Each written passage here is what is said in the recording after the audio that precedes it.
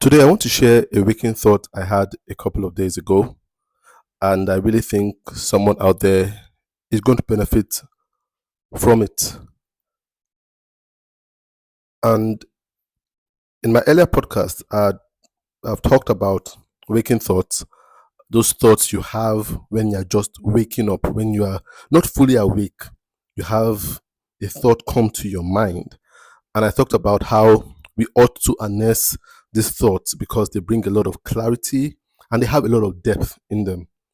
And this is something I experience a lot.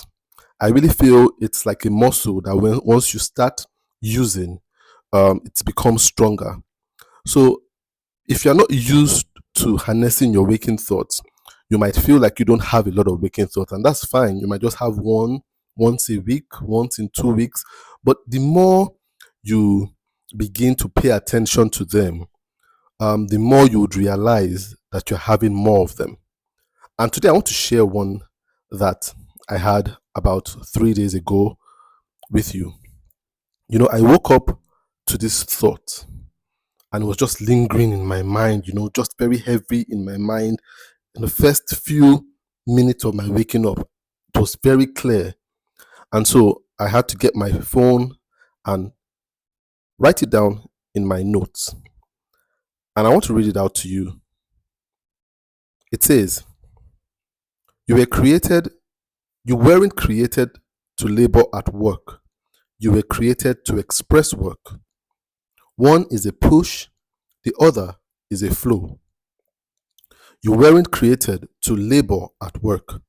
You were created to express work. One is a push, the other is a flow. Now, when I wrote this down, it really didn't hit home with me. It didn't make too much sense to me. It wasn't something I thought I could apply in my day. And so I went about my day, forgetting about what I wrote down in the morning.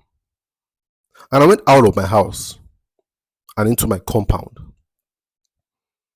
And I looked around and I realized that there were a lot of weeds that had grown in between the interlocking tiles that paved my compound. And this happens a lot, especially during the rainy season where we have a lot of rain and then you begin to have weeds grow in between the interlocking tiles. So this wasn't a strange thing. I think it happens a lot when your interlocking tiles are not properly installed because it shouldn't happen on a good day. But then this happens a lot with us because the interlocking tiles obviously were not properly installed. But whenever this happens, in the past, what that would mean for me is to put on my shorts and go out there and start picking them, weeding them, taking them out. Sometimes my wife does it, sometimes we get someone to do it for us. But this is what we used to do many years ago. Just weed them out with our own hands. And it's a very painstaking work. It does a number on your back because you're on your knees for very long and you're exposed to the sun.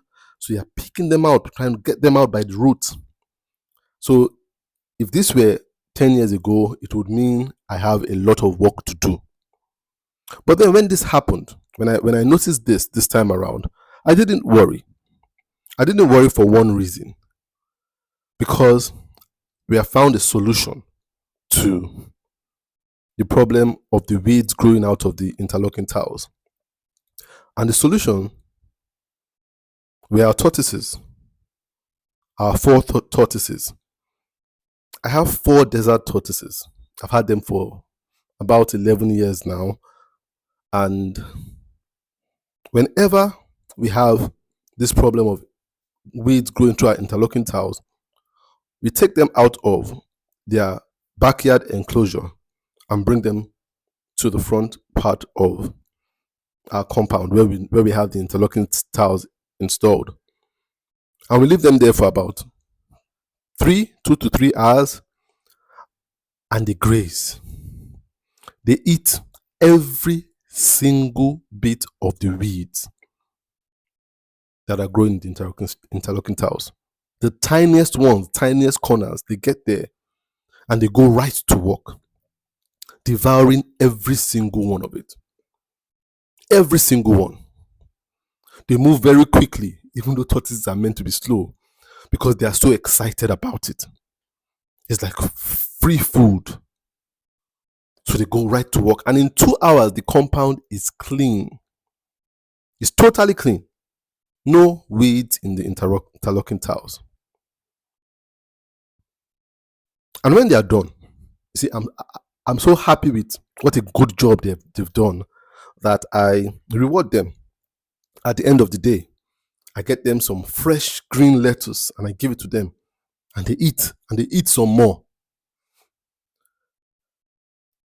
And that day when I brought out the tortoises, I thought to myself, these things are actually doing work for me. But for them, it doesn't feel like work. If they could think about what was happening, they wouldn't believe that what they were doing was work at all. For them, it's an expression of life. That is what they do when they see weeds. When they see green plants, they eat them. They don't work at eating them. They just do. They just do. They're not working hard. They're just expressing life. And by expressing life, they do the work I want them to do thoroughly. The difference between them doing it and me getting down on my knees to do it is labor. For me, it's a laborious job. Toilsome labor doing it. It takes hours and hours, and after which you will need a full body massage. It takes a very long time. Painstaking labor. But for the tortoises, they don't need a massage. In fact, they are energized by doing it. Because for them, it's an expression of life. That work is not laborious or toilsome for them. It's how they express. It's what their instincts tell them to do. It's what they do well. It's what their bodies are formed for. They are suited to that work. They don't have to get on their knees. They stay in their normal position and they eat. Their necks are formed to get to those corners.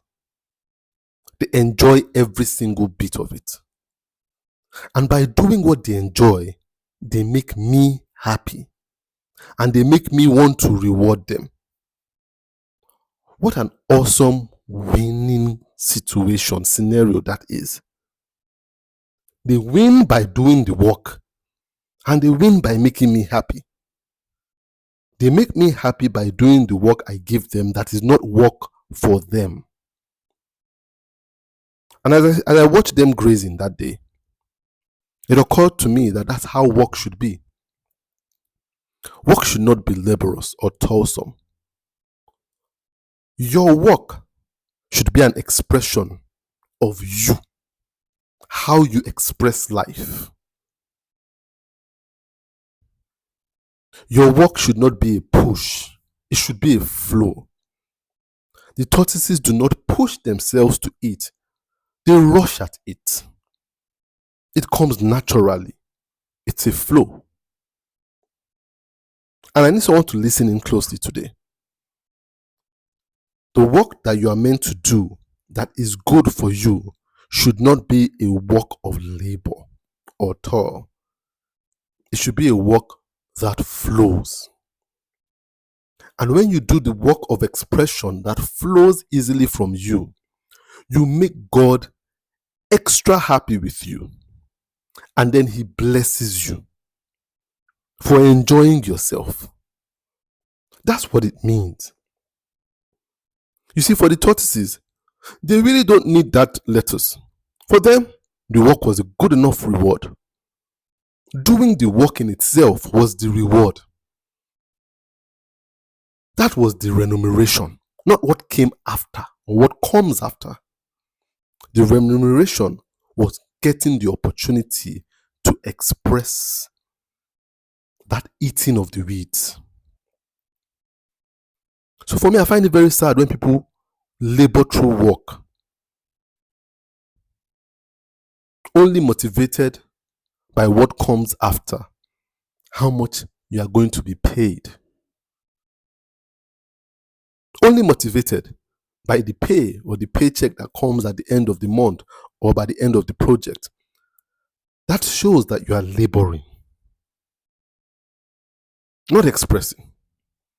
Because when you express, doing the work itself is the reward. That you have the opportunity to do it is rewarding. You see, I'm at a place in my life right now where I'm expressing work. And it's such a beautiful thing. That's why I talk about it a lot on the podcast. I want everybody to enjoy life this way. You see, every time I do this work I do by talking on this podcast and teaching and mentoring and encouraging, it energizes me. I don't wait for what comes after. What I'm doing at the moment is enough reward. I do it because it's an expression of me. Nothing is forced at all. Nothing. And because I'm expressing me, I am happy. When I go out as a happy person. The version of me that I give to the outside world is happy, helpful, friendly, hopeful, joyous, peaceful. Because I'm energized by the work I'm doing. A lot of you, the work you're doing is making you angry, sad, depressed, spiteful, envious, hateful, sick. This is not what work was designed to be. Work was designed to be an expression of life that comes easy, that makes the master happy and brings blessings. You were not created to labor at work. You were created to express work. You were not created to push work. You were created to flow out in the work you do.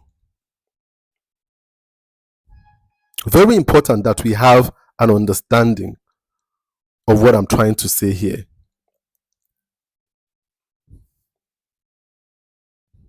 Because in this is the true root of happiness in life.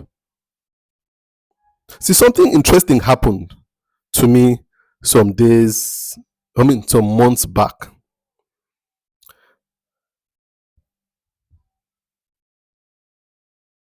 Someone tried calling me some months back. I realized there was a number trying to call me. It was an unknown number. And for people that know me, I don't pick calls.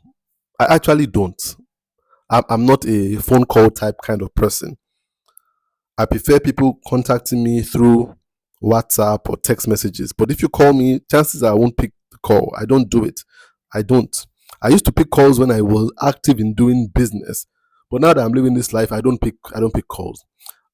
So if you want to reach out to me by WhatsApp, and then we can schedule a call. I schedule a lot of my calls. The only calls that I don't schedule are calls maybe from my wife, from my parents, from my siblings. I don't pick calls, especially unknown numbers. So this person was trying to call me. So I didn't pick the call. And the person tried and was trying to call. And the person finally sent a message and said, "Hi, Tola, it's me." And he said his name. And was someone I'd known for a while. I haven't spoken to him for a while, but then we kind of served together. We did NYSC together. And then he called me. I said, "I've been trying to reach you because I have this job for you. The organization I'm working with, I think, would benefit from you facilitating a lecture with them. And I want to know if it's something you're up to doing. I think they will really benefit from you speaking with them." And I'm not spoken to this guy in quite a while, but then obviously he had been following up on me on me with social media. And so he had been seeing a lot of stuff I've been doing and saying. And so he thought, okay, why don't you come and talk to my organization? So then I got back to him and I said, okay, that's great. I would love to talk to them. Talk with them, facilitate this this lecture with them. I don't mind. And then he said, okay, that will get back to me and send me an official letter and stuff like that. Remember, I've not spoken with this guy in a while. I didn't know where he was working. So then he sent me a letter. And I got a letter on WhatsApp. I looked at the letterhead. And it was a letter from the Central Bank of Nigeria. That kind of shocked me. I'm like, why would the Central Bank of Nigeria need me to come and talk to a department there? And he said it was to talk about new media. And that was shocking to me and very humbling to me. You see, one thing I want to pull out of this before I go in depth into what this engagement meant was the fact that you cannot miss out on your blessings. A lot of us have this fear, especially Christians. We have this fear that we can miss out on God's blessings. You cannot miss out. You cannot miss out. You cannot miss out on a phone call or something that was meant to be delivered to you. A message. It must reach its base. It must. You can't miss out. It's just like trying to say you can miss out on oxygen, or a fish missing out on water, or a bird missing out on air. No. You can't miss out. You see, even though this guy was trying to call me and I wasn't picking calls,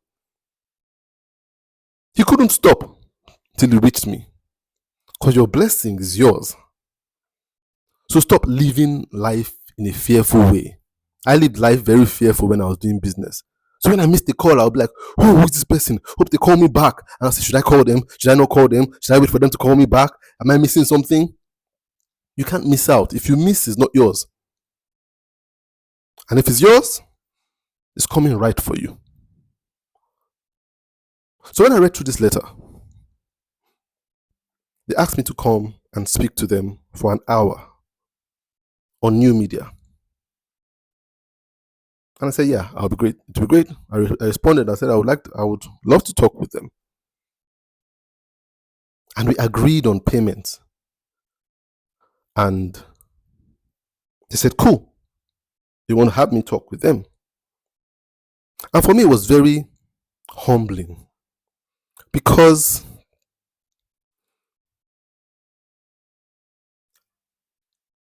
in my earlier days, when I finished from school, I had a stint working with my uncle who runs a company, and he was a consultant with the CBN. And I remember I used to go there at least twice a week with some of the engineers to check out their servers. And I would go there and just look around such an incredible building and look at the people dressed so well. And I'm like, wow, what does it take to get in here? You understand? Just to even work with these people, not to work for them, but to work with them.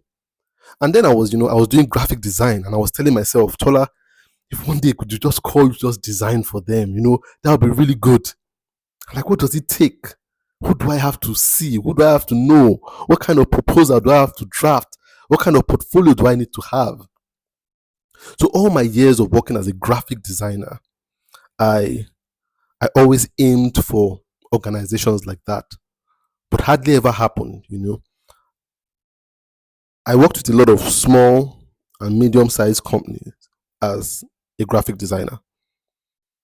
And I learned a lot from working with them. I think I really enjoyed it. I would never trade it for the world because it really helped me to build relationships and really gave me the freedom to create. But then when I started out, I wanted to be working with big establishments, like the likes of CBN. But they never happened. And I remember trying to push for it, trying to work and labor towards it, writing proposals, pushing it to people that I thought could influence, being extra nice to people that work there so that they could notice me. being strategic. But never, never ever happened. Nothing ever panned out. But now, fast forward many years later, where I'm living life freely, recording podcasts every day, enjoying myself doing it. No strategy, giving it out for free. And then here is this person looking for me to work with an establishment that a lot of people push their way towards. And here I am, just walking and flowing in my work, in my expression of life. And someone saying, we need that. And we are ready to pay for that. It's incredible. When you do work that flows, there's always a blessing. And what I mean is, you see, I've recorded easily over 50 podcast episodes this year. Maybe by the end of the year, I would have done 100. All of them going out freely. No regrets that they grow out freely. All of them giving me a level of fulfillment that I never thought I could have from an expression. Free. Over 50 free expressions. But to be honest with you, this year I've only done 3 paid jobs. 3 jobs that have been exchanged for money, where the person says, we have to pay for this. We need to pay because we need to give account for this thing, so we need to pay. Not me forcing a payment. They're just saying, how much will it take? Because we have a budget for this and the money must go out. Just 3.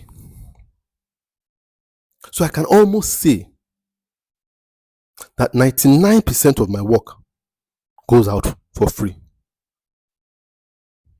And 1% is one in which I collect payment for. But the incredible thing is that 1% takes care of 99% of my needs. That's an incredible thing. And that's what happens when you express work. You don't care about how much is going out for free. You just do it because that's what you do. My tortoises are not working for me. They are eating. I'm the one who thinks they are working. They are eating. Their expression is translating to work for me. But for them, it's the opportunity of a lifetime. Why won't we do it? Why not? And that's what I want to tell someone in today's podcast. That your work should not be a labor. Your work should be an expression. It should be an expression.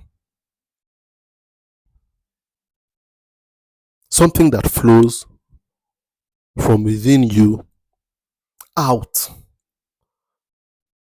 to quench the thirst of people that need that which you have on your inside. Your work shouldn't be a pushing. When you push at your work, then you're suffering. You're suffering.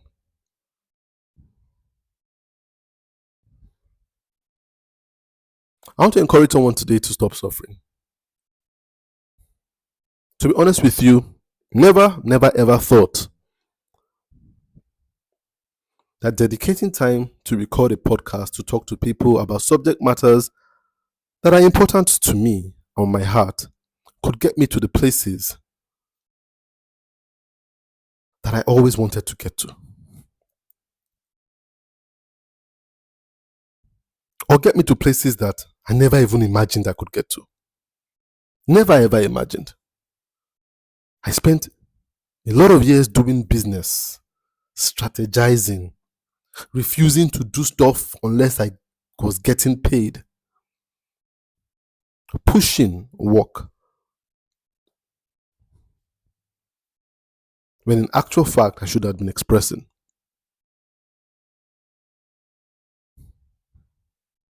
Express that which you have on the inside. Express. Express. Do it even if you feel foolish and people mock you. So what are you doing? Better go and register a business and start selling this thing. That's when it could make the most sense. Don't do work that you wouldn't do unless you get paid. That's not an expression. That's a pushing. Do work that feels as natural to you as breathing. As breathing. Nobody pays you to breathe. You breathe because that is what your body does. And every time you do it, you make God happy. There is an expression of work like that for you that every time you do makes God happy.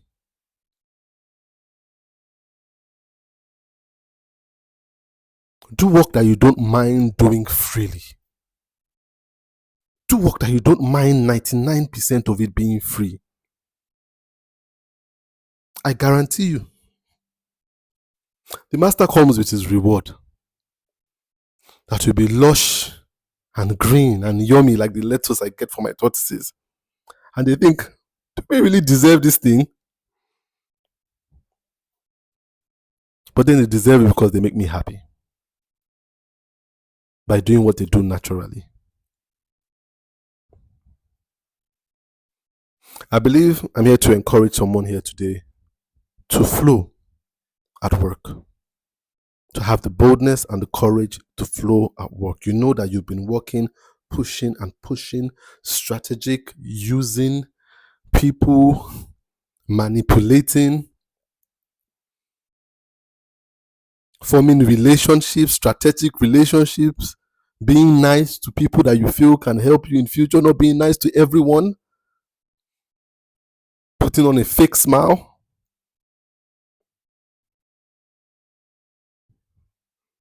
Answering calls from people that you think, only the people that you feel can help you. Going to places that you feel would be good networking opportunities and rejecting places that you feel there really isn't nothing to it.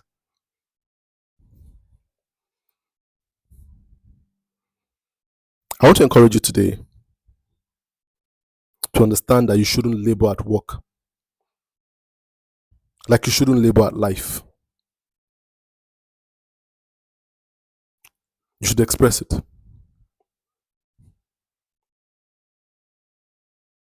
And watch God bless you for expressing that which is on your inside. My name is Tola T.A. Alabi, and you've been listening to my podcast, ProUp Masterclass.